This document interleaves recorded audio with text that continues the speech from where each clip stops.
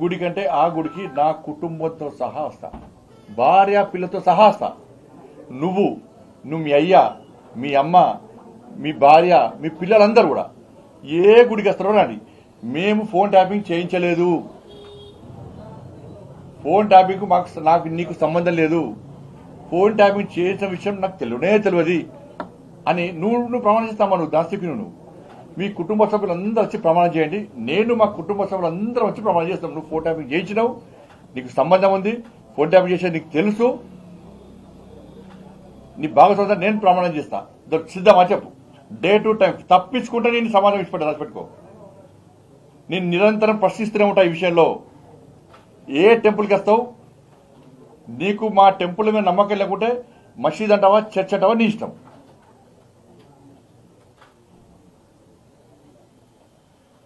ఈ సవాల్కు నువ్వు సిద్ధమా? నేను రెడీ. మా భార్య పిల్లలతో సహా కుటుంబ సభ్యులు అందరం వస్తాం, మేము ప్రమాణం చేస్తాం.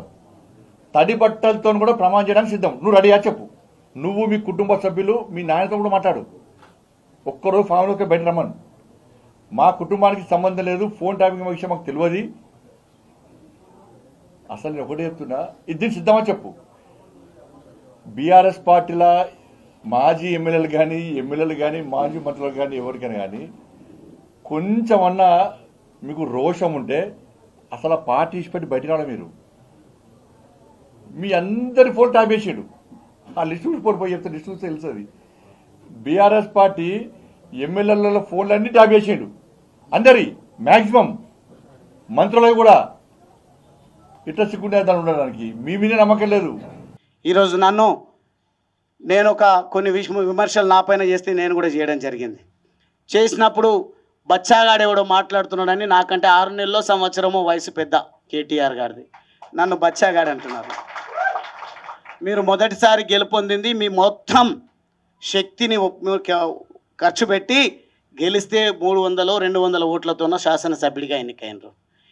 ఒక వలస కూలి బిడ్డనైనా నేను పార్లమెంట్ అభ్యర్థిగా నిలబడితే ఒక్కరు కూడా పని చేయకుండా ప్రజల గుండెల్లో ఉన్నటువంటి తెలంగాణ వాదం, ప్రజల గుండెల్లో ఉన్నటువంటి పేదవాడి పైన ప్రేమ, కులం చూడలేదు, మతం చూడలేదు, నాకు అద్భుతమైన ఓట్లు వేస్తే కొన్ని ఓట్లతో త్రుటిలో ఓటమి పాలు కావడం జరిగింది. ఆ ఓటమితో కుంగిపోలే. కానీ ఈరోజు మీరేం చేస్తున్నారు? ఒక్కసారి ఓడిపోగానే అసహనంతోన ఎవరిని పడితే వాళ్ళని ఇష్టం వచ్చినట్టు మీరు మాట్లాడాల్సింది, మీరు ధర్నాలు చేయాల్సింది, మీ మీటింగ్లు పెట్టాల్సింది. మిమ్మల్ని అనొద్దు ఆ మాట. మళ్ళీ నేను కూడా అదే కేటగిరీకి చెందినటువంటి వాడిని అయితే మిమ్మల్ని పక్కన పెట్టి కారణాలు ఏవైనా ఉండొచ్చు. 10 మంది ఒక విలువలు లేని పార్టీలకు వెళ్తే వాళ్ళ ఇంటి ముంగట ధర్నా చేయలేదు, వారి గురించి ప్రశ్నించలేదు. నాకు ఏ పదవి లేదు. ఇప్పుడు జిల్లా అధ్యక్ష పదవి ఉంది, అది వేరు మాట. నేను ఎన్నికైన ప్రజాప్రతినిధి కాను ఇప్పుడు. కానీ నా నిర్ణయం మేరకు నేను బీజేపీ పార్టీలో చేరుతా అంటే నన్ను రకరకాల ఇబ్బందులు, మీరు సోషల్ మీడియాలో వాళ్ళ గ్రూపులలో వాళ్ళు పెంచి పోషిస్తున్నటువంటి యూట్యూబ్ ఛానళ్ళల్లో ఎట్లా మాట్లాడిస్తున్నారు. నన్నే కాదు, ఈరోజు నా సతీమణి రావాల్సి ఉండే. నా చేరిక విషయం కానీ నా పార్టీ మార్పు విషయం కానీ దయచేసి పెద్దగా మాట్లాడాల్సిన అవసరం లేదు మీకు. ఎందుకంటే మీకు కావాల్సింది అధికారము, అదేవిధంగా కాంగ్రెస్ కావాల్సింది రెన్యువల్ జరగాలన్నా, మీరు తిరిగి ఎన్నికలకు రావాలన్నా పోటీపడి, భాషల్లో మీరు పోటీపడి, యాసల్లో పోటీపడి ప్రజలను మభ్యపెట్టడం కాదు. కేసీఆర్ గారు చెప్పిన మాట, గెలవాల్సింది మీరు, మీ నాన్న, లేకుంటే ఇంకొకరు కాదు. గెలవాల్సింది పెద్దలు కేసీఆర్ గారు చెప్పినట్టుగా ప్రజలు గెలవాలి. రాజకీయాల్లో పార్టీల గెలుపు ముఖ్యం కాదు. ఎవరైనా గెలిచిన వాళ్ళ బాధ్యత ప్రజలకు ఇచ్చినటువంటి హామీలను నెరవేర్చడం. రాజకీయాలలో సమాధానం లేని వాళ్ళు, తప్పించుకోవాలనుకున్న వాళ్ళు మాత్రమే ఈ గుళ్ళు వీళ్ళు ప్రమాణాలు మాట్లాడతారు. రేవంత్ రెడ్డి, బండి సంజయ్ల గుళ్ళ ప్రమాణాలు మనం చాలా చూసినాం. డేట్లు తారీఖులు పెట్టిండు, అన్ని పెట్టిండు, దస్తావేజులు ఇచ్చిండ్రు, అన్ని చేసిండ్రు. దేవుళ్ళ మీద ప్రమాణాలు చేసి చివరికి ఏం చేసారో మనకు తెలుసు. అస్సలు దేవుళ్ళ మీద విశ్వాసం లేని వాళ్ళు ఎవరు ఉన్నారంటే వాళ్ళే. ఈ దేవుళ్ళ గురించి ఎక్కువ మాట్లాడేటోళ్ళే దేవుళ్ళ మీద విశ్వాసం లేని వాళ్ళు. వీళ్ళు ఉంటే అట్లా మాట్లాడారు. వాస్తవానికి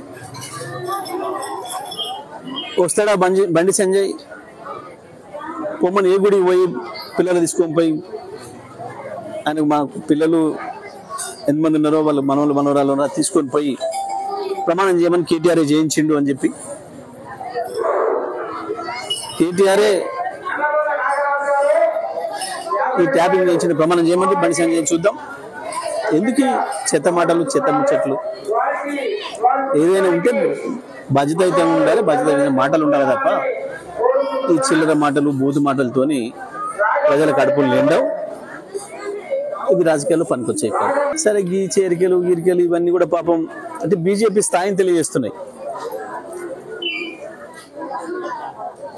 ఎవరో ఒకరిని మాజీ ఎమ్మెల్యేని పట్టుకొని ఇంకోరిని పట్టుకొని జాయిన్ చేసుకోవడం వల్ల ఏదో పార్టీ పెరుగుతుంది, ఓట్లు వస్తాయి అనుకుంటే మీ భ్రమ.